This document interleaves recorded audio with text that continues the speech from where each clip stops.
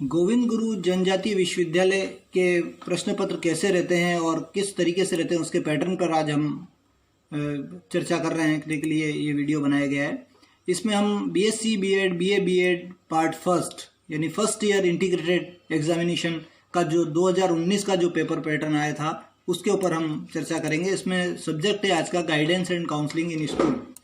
इसके लिए अधिकतम समय सीमा 3 घंटे की तय की गई है और विश्वविद्यालय के पैटर्न के अनुसार इसमें मैक्सिमम मार्किंग 40 मार्क्स इसमें दे रखे हैं और इस पेपर को इन्होंने 3 खंडों में विभाजित किया है। स्टूडेंट के सामने 3 अ ब स पार्ट ए, पार्ट बी और पार्ट सी 3 प्रकार के खंड होंगे।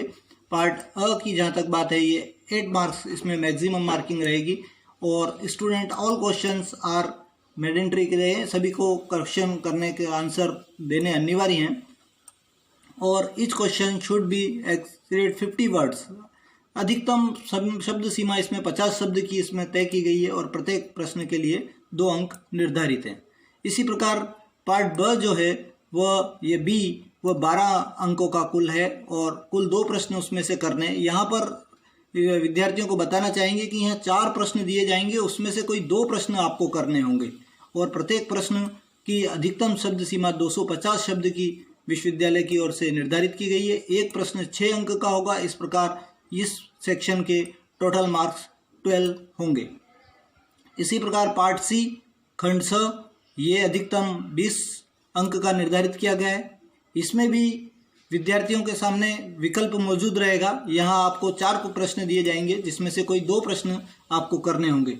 प्रत्येक प्रश्न पत्र की शब्द सीमा जो प्रत्येक प्रश्न की जो इन्होंने शब्द सीमा 300 शब्द निर्धारित की गई है और 2 प्रश्न आएंगे और दोनों के 10-10 अंक होंगे। इस प्रकार ये जो प्रश्न होगा वह 20 ये जो खंड होगा वह 20 अंक का होगा।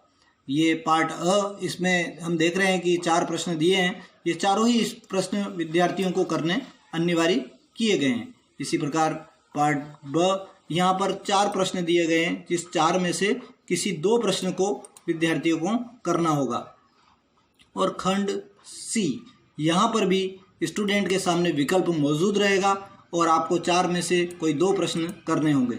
एक पेपर सेटिंग के दृष्टिकोण से आपको बता दूं कि इसमें कुछ क्वेश्चन इस तरीके के समावेशित किए जाते हैं जिसमें विद्यार्थियों को अपना व्यू लिखने का कुछ अपना अभी अपसारी चिंतन के हिसाब से उसका आंसर देना होता है। जिस तरीके से ये है कि निर्देशन और परामर्श में एक शिक्षक की भूमिका क्या है, व्याख्या कीजिए, सिद्धांत टिप्पणी कीजिए। और इस तरीके से यहाँ पर जो है परामर्श शब्द की व्याख्या, परामर्श के प्रकार, मार्गदर्शन की सेवाएं, उच्च एवं माध्यमिक निर्देशन सेवाओं में आयोजन की परामर्श के आयोजन की क्या आवश्यकता है। इस तरीके से कुछ अलग तरीके से विद्यार्थियों को अपने विचार इसमें समावेशित कर आंसर करने होंगे। और इस प्रश्न पत्र में पास होने के लिए अधिकतम प्रतिशत वही 36 यानी विद्यार्थी को 18 अंक लाने होंगे पास होने के लिए। इसमें 40 अंक का ये पेपर है और 10 अंक इसमें अन्य रूप से जो इंटरनल मार्क्स होते हैं वह समावेशित होते हैं।